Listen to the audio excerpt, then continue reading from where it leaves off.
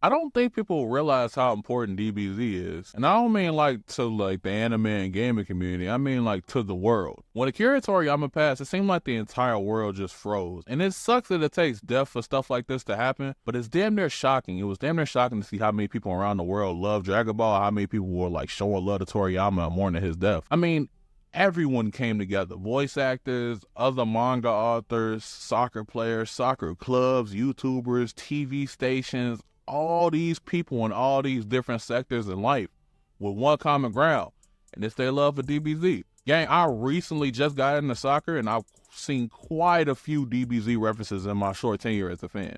Seeing shit like the Aubameyang instant transmission celebration while holding the Dragon Ball, seeing Royce and Hakimi doing the beam clash after a goal, Harvey Elliott doing the Kamehameha, seeing all these like custom DBZ cleats worn by these different players all over the world shows just how widespread this shit really is. Not only do you see it in sports, it's referenced throughout all of pop culture too. I just seen Gumball go Super Saiyan. It's been referenced in rap numerous times. Everyone knows about this shit. Even the majority of niggas is not even in the anime like that. But that's how hard this shit hit the streets when it dropped. Shit even reached the hood. I mean, even hood niggas know about Dragon Ball Z. Don't get it confused. Growing up in Chicago, niggas definitely looked at you weird if you was an anime nigga. But I don't know. It was kind of like a truce when it came to Dragon Ball Z. I've met some pretty ruthless niggas in my life. I mean, like Black Force reincarnated in the form of a street nigga type of niggas. And they watched it and they knew about it. And it was kind of crazy. And you know it's going to be some mass prestige thug lord nigga out there talking about. They ain't watch it like that's a good thing and brag about it. I think I said this once when folks was like, nah, I was out in the streets. We ain't had no time for DBZ nigga. I got shot 5 times and stabbed. Okay. But wait. Matter of fact, congratulations, pal. You really earned your stripes. What Jada can say? This is a smooth track. Since when was it cool to get shot and not shoot back? Freaking shit like this. Just maybe walk up to my OG randomly and just simply just tell her thank you for no reason. You should give it a try though, pal. You might like it. Just take a stab back. Alright, I'm done. Long story short, gang, this shit touched everybody. Pause. No diddy. Without DBZ and Yu-Gi-Oh!, I probably wouldn't be in the anime like that. Actually, probably a lot of us wouldn't, because this show was so influential that a lot of these other anime that came after probably would have never existed in the first place. And that's been proven as fact by all the manga authors have literally like stated that Toriyama is their biggest inspiration. No DBZ, no Big 3, and no Big 3 means there's no a lot of shit, gang. Like a wise man once prophesied and said, motherfuck the Big 3, nigga is just big me. And I quote, nigga bum. Anime wouldn't be as popular in the West. The main games that I played as a kid wouldn't exist, and I really have no idea what kind of person I'd be without it. Only Lord knows like what kind of lame and unfunny nigga I would be. So, we showing love to the GOAT today. RIP to the God, man. This is Toriyama gang, nigga. And without further ado, let the show begin. Love you forever, but sometimes we seem to disagree. Pray that you protect her and increase my sympathy. I'm a mini you, one day I'll have a mini me. I'm your son, I shouldn't treat you like an enemy. I get annoyed when you point out all my tendencies. Let's just do it in order. Let's start for the Saiyan Saga. So I haven't watched Dragon Ball at all, and yeah, I know I should. But I know, coming from Dragon Ball and then watching Dragon Ball Z for the first time, it had to be crazy as hell. Because they really went like all in at the beginning of this show. All of a sudden, this nigga Goku has a brother and a son. They force in the whole like Goku as an alien plot point and let niggas know from jump like, hey, fo, there's more of these niggas out here. One of the first things that I was ever like capable of remembering is Raditz pulling up on Goku, kicking him from the Discord server and dragging his son into a different VC. I don't remember how I reacted to this when I was a kid, but it was probably on some innocent and sweet shit like, oh no, that's messed up. I hope Gohan's okay and I hope Goku can get him back. Now that I'm an adult, slightly instigative, and fully consumed by my niggatry and negarity, I'm thinking like, damn, you let him pull up and lay in your shit and kidnap your son? At this point, you might as well let him crack Chi-Chi, because he already showed you that you was a bitch. Couldn't be me personally. I kind of wish that I watched Dragon Ball first so I could have understood like Goku and Piccolo's relationship a little bit better. Hell, Goku and everybody else's relationship, matter of fact. I knew that they had like history because when Goku like linked up with him, he had a real like, who's to say that I won't smoke your bitch ass type beat. Like, you still a tenth of an op ass nigga in my book type beat going on. Which is a dynamic that I really love and I think Dragon Ball Z executes extremely well. One thing that I thought DBZ did really well as a kid was kind of impose how threatening the villain figures are. I hate hearing this word, but they really gave the villains a lot of aura. Still hate this word. Golly. That was disgusting. Like, you can show a group of niggas a picture of a sloth with a do-rag on, and one of the niggas gonna be like, he has that aura. Like, boy, shut your goof ass up. Yeah, hell no, I'm not saying this shit ever again. Devin just threw up. But anyways, as a kid, these niggas actually scared me. Not in the case, like, if I seen them, I hit feast out the room type shit because I'm scared to see them on the screen. I mean, like, damn, I'm genuinely concerned for the well-being of the cast of the show simply due to their aura. their aura. Yeah, I tried. Simply due to their presence. You really get a good example of this a little bit with Raditz and Nappa, but you mostly get it with the big bads of the series, like Vegeta, Frieza, Cell, Kid Buu, like niggas like that. And I think this show being aired week by week definitely like contributed to a lot of the build up with these villains too, like 1000%. As a kid, I couldn't wait until that next Saturday morning to see what's gonna happen next. As far as the Raditz sequence itself, I still think it's great. Thinking about it in hindsight, this sequence exposes us to a decent amount of ideals and shit that's happening in the Dragon Ball universe. The potential threats from across the universe, how unready they are for those threats, and it even showed us like a decent amount of Goku's tragic flaw as well. They even introduced us to the concept of like death and how Dragon Ball Z handles death, and you have a second chance at life through the Dragon Balls. A lot of people argue that this makes death insignificant, and it kind of numbs any emotion towards death that will be regularly attached to it in this usual tragic concept. But I think I disagree. I'll let you know why with a couple examples a little later. I'm not the hugest fan of filler, but as a kid, the concept of filler didn't really exist. So watching everything in between the next fight was pretty much a fun experience this time around. Watching Gohan go through his training with Piccolo,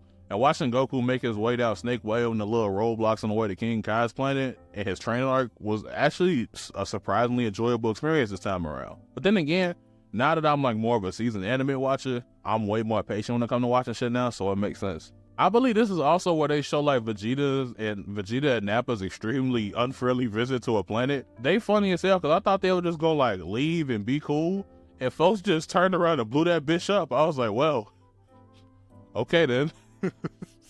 The whole standoff against Nappa and the Cybermen was great as well. This is the first time we seen the rest of the lineup fight, and once I found out that even Piccolo wasn't fucking with Nappa, even 6-year-old me knew we were cooked. It's funny because we was watching this shit week by week at Shorty's, and this nigga Nappa was smoking everyone. But I know I wasn't the only one that was thinking this. I was like, wait, if Nappa packing these niggas up with ease, no effort, then what that little slashing playmaker with his arms folded over here with the scatter is capable of? Like, obviously he's a bigger problem, folks. I'm even scared for them niggas even more. I swear, if DBZ is gonna do one thing right, it's gonna make shit feel absolutely hopeless until Goku pulls up. And although a lot of people don't like this approach, and I can understand why, but I don't really mind it. And I also feel like there's a false narrative out there that that's kind of what DBZ is, like all together, like that's what the whole show is. And that's bullshit. Just say you don't watch the show. Like, genuinely. But I do feel like when it's actually the case, this format just works for DBZ in my opinion. It's kind of like how Naofumi is written in Shield Hero. Like, it's kind of like that along those lines. They wrote any character outside of Naofumi's circle to be like absolutely irredeemable and unbearable bitch ass niggas. And indirectly, when you see how much you hate 99% of the niggas in the universe of Shield Hero, it makes you root for Naofumi and his homies even more. And I feel like DBZ kind of implements something very similar. But in this case, instead of just writing people to be hated, they write their situations to be as dire and as hopeless and as unwinnable as possible to make us cheer for Goku with all our hearts. Cause like 7 times out of 10, he is the last hope. 5. He wasn't the hero every single arc. And Goku ain't on like mobile plug, nigga. He just don't be on the pull up, instantly type shit. Nah, niggas be going through it for a while waiting for folks' ass. Nappa was giving out otherworld permission slips left and right before folks' ass finally showed up. Niggas was getting sat and humbled. I was sitting there like, what's the air gonna do, gang? Use his extra eye to get another perspective of the meaty ass fist heading towards his forehead? All he gonna do is get another look at how fucked up this situation is. It don't make it no better that Chaozu blew himself up trying to take Nappa with him, and that bitch had the same effect as the pandemic did on Congress' decision-making ability. And then Yamcha, boy, Yamcha was so enamored with how the Cybermen came out the ground that he decided to get put in the ground by one himself. Nigga got kamikaze by a Bellsprout. Then Piccolo hopped in front of his 1/10 op son and ate some key with a heavy side of blast. 6-year-old me was in shambles because after each pack, them niggas had the nerve to end the episode. Credits roll and I'm sitting here pleading for Goku to hurry up like I was fighting them niggas. But the Goku pull-up did not disappoint. It did not. This ass whoop was so bad that it's found its way into my Museum of Mika series, which you should go check out after this video. Of course, stay your ass right there. Niggas need that watch time, scud. Then we got the fight between Goku and Vegeta. This battle is nothing short of legendary and it deserves it. It deserves all the love and hype that it gets. There's a good reason that this is like the premier rivalry in anime. So many legendary things came from this one fight, man. Gang, even the fighting stances got me over here cheesing like a goddamn goofy goober. I love this shit, man. This is one of the first moments that made me think like, damn, I really love anime. We got so many good moments out of this fight, man. Kaioken was so cool, gang, and like looking back at how Goku ignored King Kai was so funny. Shorty said, now Goku, you should probably not go past Kaioken too, because it end up doing irreversible damage to your body and can't be repaired. Goku said, shut up, bitch. With Kaioken transform. Oh man, the beam clash is so cool in every aspect, man. Visually, it just looks super cool. Like the clash between the Kamehameha and the Gallic Gun just looks nice as far as the colors go. The moment within itself is so important and like symbolic to the story because it shows that this nigga Goku can truly hang with niggas and he's actually one of them. This moment is the reason that a lot of the left thumbsticks on my PS2 controllers look like they got their necks tickled, and I'm proud of that. And I'm glad to be able to mimic this epic ass moment throughout the video games that they made over the years too. This is a moment that's gonna be remembered forever in anime history, 1000%. The Grade 8 transformation was super fire too, cause what do you mean you made a moon, boy? Excuse me? Like, 6-year-old me was kerfuffled, nigga. Like, I actually enjoy the Grade 8 forms a lot too. It's a shame that niggas don't have tails anymore. I feel like the Grade 8 forms could add an interesting dynamic to a lot of this show's power systems, like rules and shit like that. I thoroughly enjoy what we got from the two examples that we've seen in the Saiyan Saga. I love the Grade 8 forms. The finale was great too. It shows off Goku's tragic flaw a lot too, and I know a lot of people say that Goku's too nice, and this is definitely a good example right here. Now, in the moment, I'm letting Krillin smoke that nigga. Like, but in looking at hindsight, looking like knowing what you know now and like how this show played out, you gotta think about how screwed these niggas would have been without Vegeta in the future. And even though like his character flaw makes Goku do some very seemingly stupid shit, at least it's consistent with his character and sometimes it actually works out. Overall, I think the Saiyan Saga is still good as it was when I was a kid. Usually when I go back and watch stuff I watched when I was younger, I'd be like, hey yo, what was to my little fathead ass? But this is an exception. I enjoy every aspect of it. The writing is good. The voice acting is pretty good. Obviously, I think the Kai dub is better, but Kai's a remaster. Of course, it's supposed to be better. The one thing that does make me prefer the OG sometimes is the music, which is really good in the Saiyan Saga. There's some unforgettable ass tracks on here. So the Saiyan Saga was really amazing. Looking at it in hindsight, like it's still like up there as far as like nostalgia is obviously going to play a part, but it's still up there as far as like how good it is and how impactful it is. Saiyan Saga is great. Alright, so the Saiyan Saga, the first saga of the Dragon Ball Z, storyline. This saga is such a pivotal saga because it sets everything up for the rest of the show. The importance behind it in my eyes is we go from, a lot of people didn't watch OG Dragon Ball, but OG Dragon Ball, where they were fighting a lot of earthly fighters and martial artists from a bunch of different martial art practices. The only kind of otherworldly being that was really fought was King Piccolo. We didn't know where King Piccolo from. He was just, a demon before information came out about the Namekians and stuff like that. So King Piccolo was like the big, quote unquote alien type of thing that was introduced in OT Dragon Ball. And then going forward from that, we get the introduction of the Saiyan Saga. And this is, the setup behind that is just shows Goku and the rest of the Z fighters at that time, like there's much bigger threats than, you all really think is out there. And that just kind of introduces us in a very, very good way, because the introduction of Raditz, Goku's brother, we don't know, everything about Goku's heritage and where he came from, because we know that Goku's not a human. He has a tail. Humans don't have tails. So it was just a very good setup from, beginning to end. That was just a beautifully written saga. We get to explore Goku's heritage and, you know, the history of the Saiyans and how Goku got on Earth, showing that he has a brother that is leagues above him in strength. Took him and Piccolo teaming up to actually defeat him, and Goku died in that fight. So that just, you know, is just a tip of the iceberg when it comes to the strength levels outside of the actual Earth, you know, planet that they're on at the time. So it was just a really good setup because Goku, Piccolo, and the rest of the Z Fighters, they just had absolutely no clue the levels and the sheer amount of power that took place outside of Earth. And this is a good way to put into it because the Saiyans are, you know, a warrior race.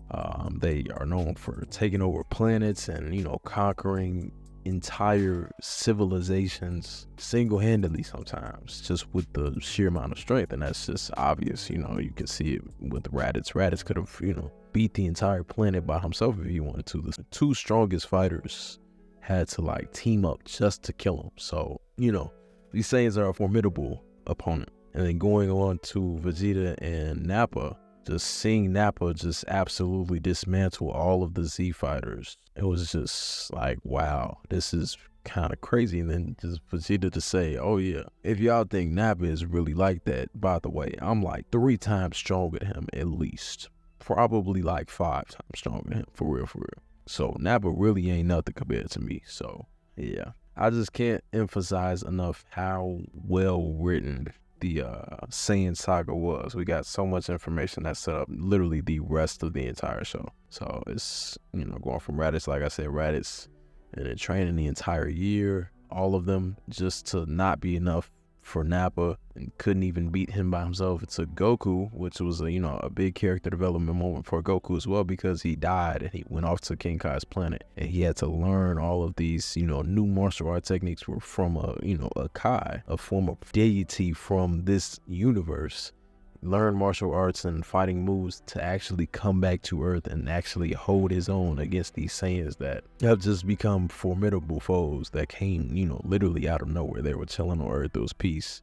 A little bit tension between Goku and Piccolo, but other than that, it was just, you know, it just kind of came out of nowhere. So it was just a good character development for everybody. Goku learned about, you know, Vegeta, introduction to Vegeta, because Vegeta is a pivotal character for the entirety of the rest of the show. He stays in, you know, show for the rest of the show. So it's just a really, really, really good setup arc for the entire show. Just the sheer number of, when people were fighting Nappa, we got Tien dying, we got Chaozu dying, we got Piccolo dying, we got Yamcha dying. Like, the sheer amount of people that got smoked in this arc, it really showed the Z Fighters, like, yeah, it's shit really ain't sweet out here, for real. Like, it really get treacherous out here. Y'all not safe. It's not sweet. Y'all not safe from dying. Anybody could die in this motherfucker. Goku literally, MC just died, just came back. Piccolo, you know, Krillin already died in OG Dragon Ball. So like at this moment, Gohan the only motherfucker that's like, you know, cool.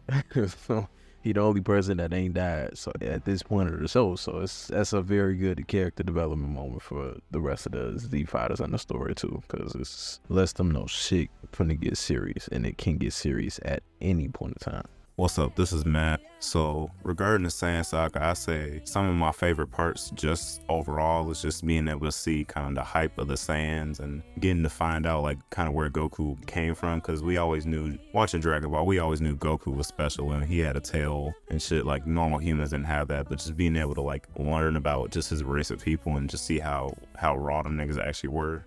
Being able to see like Nappa and Vegeta pull up later, like that shit was good. And being able to like even see Gohan as a half Saiyan, like being able to see his potential and being able to see like how their race pretty much is like a warrior race and how strong them niggas are. Now I will say I watched Saiyan Saga as a kid. I didn't watch it very recently, so it's been a while since I seen some shit. I did see Dragon Ball Z Abridged though. That's just funny as fuck. So that's kind of like my refresher to the saga and everything. But I'm just kind of go through like fight by fight, talk about like what I like and stuff. So first fight, Goku and Piccolo versus Raditz. I really like seeing Piccolo like actually become a good guy and shit. So, cause Piccolo was like a really, really big villain in Dragon Ball. Like we had Tien and a bunch of other people were like, yeah, they wouldn't like big time like trying to destroy the world and shit. But seeing Piccolo go from that to like fighting side by side with Goku, that shit was raw. Being able to learn about Goku's past was good.